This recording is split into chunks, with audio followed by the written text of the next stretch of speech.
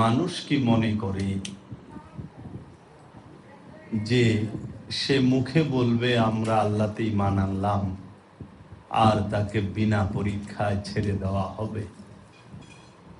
সূরা আনকাবুতের প্রথম 1 এবং 2 নম্বর আয়াত। আলিফ লাম মিম আহাসিবান নাস আইয়ুতরাকু আইয়াকুলু আমান্না বিল্লাহি ওয়া হুম লা ইফতানুন। আলিফ লাম মিম, এদিকে বসে, এখানে বসে। আলিফ লাম মিম, আলিফ লাম, আলিফ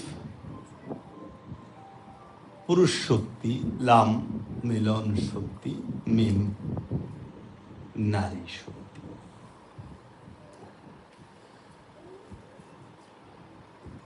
মানুষ কি মনে করে যে আমি মুখে বললাম আমি আল্লাহতে ঈমান এনেছি, আল্লাহ বিনা পরীক্ষায় ছেড়ে দেবে? কখনোই না। অবশ্যই অবশ্যই আল্লাহ পরীক্ষা নেবে। পরীক্ষা নেবে কি দিয়ে? আল্লাহ বলছেন ওয়ানাবলুওয়ান্নাকুম বিশাইইন মিনাল খাউফি ওয়াল জুই, অবশ্যই অবশ্যই আমি পরীক্ষা নেব ভয় এবং ক্ষুধা দিয়া।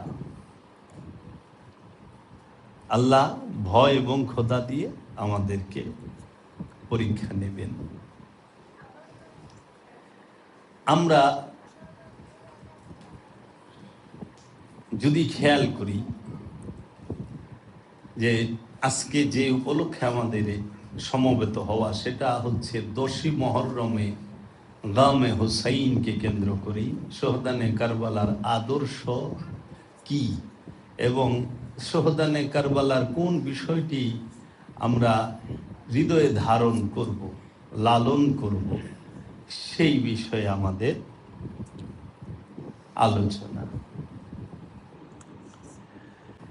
আল্লাহ বলতেছেন কুরআনুল কারীমের মধ্যে স্পষ্টভাবে, যদি কেউ মুখে বলে আমি আল্লাহতে ঈমান এনেছি, তাকে বিনা পরীক্ষায় ছেড়ে দেওয়া হবে না। আল্লাহ অবশ্যই অবশ্যই পরীক্ষা নেবে। আল্লাহ আপনাকে পরীক্ষা করবে প্রথমেই ভয় দিয়া, ক্ষুধা দিয়া, এবং আপনার নফসের ক্ষয়ক্ষতি, রোগ শোক, সন্তান সন্ততি ছিনায় নিবে, ফসলাদি শস্যাদি ফসল ছিনায় নিবে, এবং আল্লাহ রাব্বুল আলামিন তিনি আপনাকে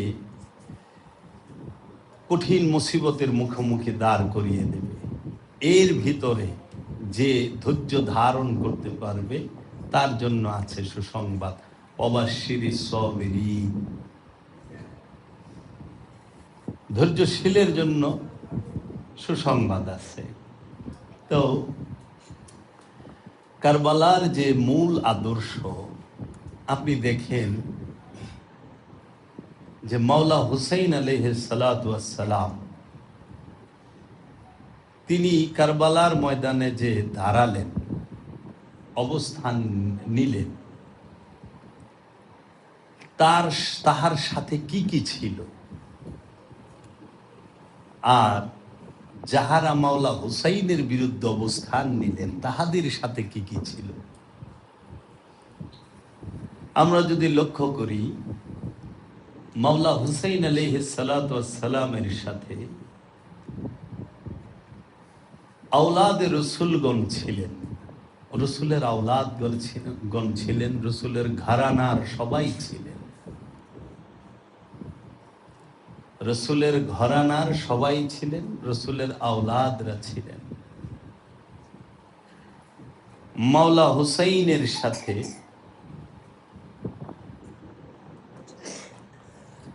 মাওলা হুসাইনের প্রেমিকগণ ছিলেন। মাওলা হুসাইন কারবালায় গিয়েছেন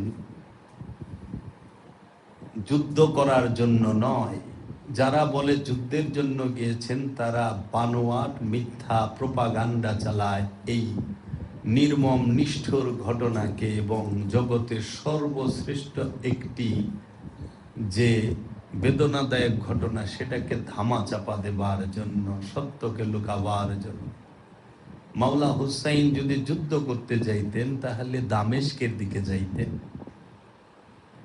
দামেস্কে যাইতেন, কারণ ইয়েজিদের রাজপ্রাসাদ দামেস্কে ছিল। মাওলা হুসাইন আলাইহিস সালাম যদি যুদ্ধ করতে যাইতেন তাহলে তিনি হাজার হাজার সৈন্য, যুদ্ধের জন্য যে সরঞ্জামাদি, তলোয়ার বলেন, খেজাব, যাই হোক, সেটা হাতিয়ার নিয়ে যেতেন এবং ওইখানে অবস্থান করার মতো খাবার দাবার, পানি সব নিয়ে যেতেন। মাওলা হুসাইন আলাইহিস সালাম তো যুদ্ধকে এড়াবার জন্য তিনি মদিনা থেকে কারবালা, কুফার উদ্দেশ্যে রওনা হলেন। তিনি কুফায় মাওলা হুসাইনের বাবার প্রেমিক যারা আছে, মাওলা হুসাইনের প্রেমিক যারা আছে তাদের কাছে থাকবেন, তার জন্য গিয়েছিলেন। এখন মাওলা হুসাইনের যে যারা বলে যুদ্ধে গিয়েছিলেন, মাওলা হুসাইন কি নিয়ে গিয়েছিলেন? মাওলা হুসাইন সর্বপ্রথম তার নিজের হৃদয়ে এবং নিজের আদর্শে মাওলা মহাপ্রভু মুহাম্মদ সাল্লাল্লাহু আলাইহি ওয়াসাল্লামের আদর্শকে লালন করেছেন এবং ধারণ করেছেন। কিতাব এর এলেম, কোরআনের এলেম, ফুরকানের এলেম, হিকমত নিয়ে মাওলা হুসাইন মদিনা মুনাওয়ারা থেকে কুফার উদ্দেশ্যে রওনা হলেন। দ্বীন ইসলামকে নিয়ে গিয়েছিলেন। আল্লাহর রসুলের বায়াতকে তিনি নিজের সঙ্গে করে নিয়ে গিয়েছিলেন। আল্লাহ রসুলের আদর্শ চরিত্র, সুরত, সিরাত সমস্ত কিছুই মাওলা হুসাইনের সাথে ছিলেন। মাওলা হুসাইনের সাথে ছিলেন তাহার দুই স্ত্রী, মাওলা হুসাইনের সাথে ছিলেন তাহার তিন ছেলে, মাওলা হুসাইন আলাইহিস সালামের সাথে ছিলেন তাহার দুই মেয়ে, মাওলা হুসাইন আলাইহিস সালামের সাথে ছিলেন তাহার চার ভাতিজা, মাওলা হুসাইন আলাইহিস সালামের সাথে ছিলেন তার দুই বোন, মাওলা হুসাইন আলাইহিস সালামের সাথে ছিলেন তার দুই ভাগিনা, মাওলা হুসাইন আলাইহিস সালামের সাথে ছিলেন আরো 50 জন তিনার অনুগত, প্রেমিক, আশিক, মুরিদ, সেবক তারা ছিলেন। মাওলা হুসাইনের সাথে নারীগণ ছিলেন। 10 মাসের শিশু, 10 মাসের দুধ পান করা শিশু ইমাম আলী আসগর ছিলেন। মাওলা হুসাইনের সাথে তার জোয়ান ছেলে ছিলেন, ভাই ছিলেন 8 জন। মাওলা আলীর 8 ভাই সাথে গিয়েছিলেন। মাওলা হুসাইনের, মাওলা আলীর 8 ছেলে, মাওলা হুসাইনের 8 ভাই মাওলা হুসাইনের সাথে কারবালায় গিয়েছিলেন। আমরা যদি খেয়াল করি যে মাওলা হুসাইনের সাথে কি কি ছিল, আমরা যদি দেখি মাওলা হুসাইনের সাথে আল্লাহর হাবিবের বায়াত ছিল, মাওলা হুসাইনের সাথে সবর ছিল, মাওলা হুসাইনের সাথে ইস্তেকামাত ছিল। ইস্তেকামাত থেকে মুস্তাকিম, সবুর, সবুরের ঊর্ধ্বে হইল মুস্তাকিম, মুস্তাকিমের ঊর্ধ্বে হইল ইস্তেকামাত। ধীরতা, অটলতা। সবর মানে ধৈর্য, আর ইস্তেকামাত মানে ধৈর্যের উপর অটল থাকা, বিচ্যুত না হওয়া, মহা মুসিবতেও ফরিয়াদ না করা, হাত না তোলা। কারণ চরম সিতম, চরম পর্যায়ের যে আঘাত আসতেছে সেইখানেও হাত তুলে নাই, না, দেখতাছে কি হয়। তেরি রেজা, মাওলা তোর মর্জি, তুই যা চাস তাই হোক। ফরিয়াদ করে ওটার বন্ধ না করা, ফরিয়াদ করে না, একবারে তোর হাত উঠায় না। এর জন্য বলা হয়েছে কারামত থেকে ইস্তেকামাতের মর্যাদা অনেক ঊর্ধ্বে। খাজা বাবা আজমিরে কারামত দেখিয়েছিলেন, আর মৌলা হুসাইন আলাইহিস সালাম সেই কারবালার ফোরাতের কিনারে ইস্তেকামাতের উপরে অবস্থান করেছিলেন। আর বলা হয় নিশ্চয়ই কারামতের অনেক ঊর্ধ্বেই হচ্ছে ইস্তেকামাত। ইস্তেকামাত থেকে মুস্তাকিম, আমরা যে বলি ইহদিনাস সিরাতাল মুস্তাকিম সিরাতাল লাযিনা আনআমতা আলাইহিম গায়রিল মাগদুবি আলাইহিম ওয়ালাদ-দাল্লিন। এই কারবালার মধ্যে ইস্তেকামাতের উপরে তিনি ছিলেন। মুস্তাকিম মাওলা হুসাইন নিজে, মাওলা হুসাইনের সাথে সলাত ছিল, মাওলা হুসাইনের সাথে সবুর ছিল, মাওলা হুসাইনের সাথে জাকাত ছিল। কারণ মাওলা হুসাইন কারবালার মধ্যেও জাকাত দিয়েছে, উম্মতে মুহাম্মাদিকে সাদকা করে দিয়েছে, যা আমার আল সাদকা করে দিলাম তবু মুক্তির জন্য। আমার আল মাওলা হুসাইনের বংশ সাদকা করেছে, মাওলা হুসাইনের রক্তকে সাদকা করেছে এই জগতের উম্মতে মুহাম্মাদিকে তরানের জন্য, নাজাতের জন্য। যখন নাজাতের জন্য আর কোনো উসিলা থাকবে না, তখন আল্লাহর হাবিব এই শহদানে কারবালাকেই তুলে ধরবেন। আমার উম্মতকে বখশ দো, ক্ষমা করে দাও, মুক্তি দাও, আমার এই যে আওলাদ বংশ তাদেরকে ই করার জন্য এটা সরায় দাও। তাই ইস্তেকামাত বহুত ঊর্ধ্বের বিষয়, হাত না তোলা। আর বর্তমানে আমরা যে পর্যায়ে আছি সবুরও নাই, স্যান্ডেল আড়াইলে কেন্দ্রে দেয়, স্যান্ডেল আড়াই গেছে কেন্দ্রে দিছে, পোলাইন থেকে বাইরে গেছে কেন্দ্রে দিছে, আমার পোলাই। এর জন্য কোনো মহাপুরুষ নিজের জন্য কোনো দিন হাত তুলে না, তাকায় তাকায় দেখে না, জীবনও না। কারবালা আসো, দেখো, তাকায়, পারলে মোকাবেলা করো, শহীদ হয়ে যাও, কিন্তু হাত তুলবো নেবা। এইটা হলো ইস্তেকামাতের মুকাম। ভাই তো ইস্তেকামাতের মুকামে কি করে? সলাতের উপরে মাওলা হুসাইন সর্বক্ষণ আল্লাহর সাথে যোগাযোগে ছিল, রসুলের সাথে যোগাযোগে ছিল। কারবালার ময়দানে মাওলা হুসাইন সর্বক্ষণ সেজদায় রত ছিল, সেজদার উপরে তার কল্লা কাটা হয়েছে, সেজদায় রত অবস্থায়। কেন? সেজদা কাকে বলে? নিজের ইচ্ছাকে আল্লাহর ইচ্ছার কাছে, নিজের ইচ্ছাকে রসুলের ইচ্ছার কাছে উৎসর্গর নাম সেজদা। তা আল্লাহ তো মঞ্জুর করে রাখছে আগমনের আগেই কারবালায় শহীদ হবে, রসুলও বইলা দিছে যে এই হুসাইন কারবালায় শহীদ হবে। তো রসুলের ইচ্ছার উপরে, আল্লাহর ইচ্ছার উপরে মাওলা হুসাইন দাঁড়ায় রয়েছে, শহীদ হয়ে যাবে। গেছে, উনি তো পলায় যায় নাই। উনি কি করলো?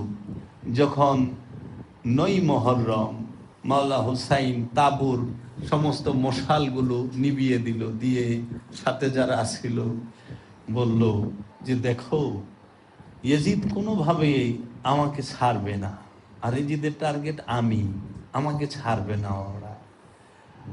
আর ও আমার কাছে বায়াত চাই। কেন? ওর তো কোনো প্রাধান্য নাই, ও যদি ওর কাছে আমি বায়াত হই তাহলে ও সবচেয়ে তো ঊর্ধ্বে উঠে। কারণ ওই সময়ের মধ্যে মাওলা হুসাইনের উপরে সম্মানিত কেউ ছিল না। তাই মাওলা হুসাইন যার কাছে বায়াত হয় সে কত সম্মানিত। এখন তুমি চিন্তা করো, তুমি একজন লিডার, তুমি একজন ওসি, তুমি একজন পুলিশের বড় কর্মকর্তা, তুমি একজন সচিব, তুমি একজন ব্যারিস্টার, তুমি যদি আইসা একজনের কাছে বায়াত হও, আরেকজনের পায়ে ধরে সালাম করো, তখন তার মর্যাদাটা কোনখানে, তার সম্মানটা? স্বাভাবিক বিষয়। তাহলে এজিদ এইটাই চাইছে। আর এইটা হলো ইজিদের, যে আমার তো কোনো সার্টিফিকেট নাই, সনদ নাই, বাপদাদার কোনো ব্যাকগ্রাউন্ড নাই, যা আছে ইসলামের জন্য সবই ক্ষতিকর। ওর দাদা ছিল রসুলের বিরোধী, এজিদের বাপে ছিল মাওলা আলীর বিরোধী, এজিদ নিজে মাওলা হুসাইনের হত্যাকারী। হ্যাঁ, তো কাজী ওর কোনো ই নাই। আর মাওলা হুসাইনের মর্যাদার শেষ নাই, তিনি সব দিকে শ্রেষ্ঠ। তাই এজিদ চাইছিল যে আমি হুসাইনকে যদি একবার বায়াত করতে পারি তাহলে আমি হুসাইনের ঊর্ধ্বে, কারণ উনি আসনে বৈশা থাকবো, যে বায়াত নিছে সে নিচে, আর বায়াত যার কাছে হয় তার অনুসরণ করতে হয়। আচ্ছা আপনি বলেন তো, মাওলা হুসাইন কি এজিদের অনুসরণ করতে পারে? বায়াত যার কাছে হয় তাকে সালাম করতে হয়, সেজদা দিতে, আর ওই সময় রাজাকে সেজদা দিতে হইতো, মানে মাথা নত ভক্তি দিতে হইতো, রাজাকে ভক্তি দিতে হইতো। এখনো আরবে মায়ের সেজদা দেয়, বাবারে সেজদা দেয়, বড় অফিসারের সেজদা দেয়। এখন আমি নিজ চোখে দেখেছি, নিজ চোখে দেখাটা তার ভুল না। আপনারা ভিডিওতে অনেক সময় দেখেন হজের মধ্যে ভিডিও সেজদা দিচ্ছে। মাকে সেজদা করা তো সুন্নাহ, মাকে সেজদা করতে হয়। তো কাজেই এই জিনিসটা এত গভীরে যায় মানুষ কিন্তু বিশ্লেষণ করে না আসলে মূল দর্শনটা, মূল বিষয়টা কি। তা মাওলা হুসাইন কোনোভাবে এজিদের কাছে বায়াত নেবে না। তিনি তাবুর সমস্ত মশাল নিভিয়ে দিয়ে রাতের বেলায় বলল, আমি যে মশাল নিভিয়ে দিলাম, তোমরা যে যে দিকে পারো এখান থেকে চলে যাও, তোমাদেরকে কিছুই বলবে না। ওর টার্গেট আমি, কালকেই আমাকে ওরা হত্যা করবে, তোমরা চলে যাও। তো মাওলা হুসাইন মশাল নিবি দিয়ে যখন মোরাকাবায় বসে আছেন ধ্যানস্থ, অনেক পরে যখন চোখ খুলছে দেখে তাহার সামনে যে কতজন ছিল সবাই ফুপায়া কান্তাছে, ঠোঁটে কামড় দিয়া চোখের জল ফালায়া ফুপায়া কান্তাছে। তখন বলতাছে, হে মাওলা হুসাইন, আমাদের দেহে এক ফোঁটা রক্ত থাকতে আমরা আপনার শরীরে কোনো আঘাত লাগতে দেব না, আমরা আপনাকে ফেলে যাব না, আমরা আপনাকে ছেড়ে যাব না। আমরা হত্যা হওয়ার পরে, শহীদ হওয়ার পরে আপনি আমাদের শহীদ যে আমরা হব সেটা আপনি নিজ চোখে দেখবেন। তাই শহীদ শব্দের অর্থ হলে চশমাদিদ গাওয়া, চাক্ষুষ সাক্ষী, যার চোখের সামনে সব হয়, যে সব কিছু দেখেন তিনি শহীদ। এর জন্য যে শহীদ কাকে বলে, সুফিগণ বলছেন ইরফান কালামের মধ্যে যে तुझी को देखना, तुझी को सुनना, तुझ में गुम हो जाना, इसी को शहादत कहते हैं। তোমাকে দেখা, তোমাকে শোনা এবং তোমার মধ্যে নিজেকে হারিয়ে ফেলা, এইটাই হওয়া, শাহাদাত বরণ করা।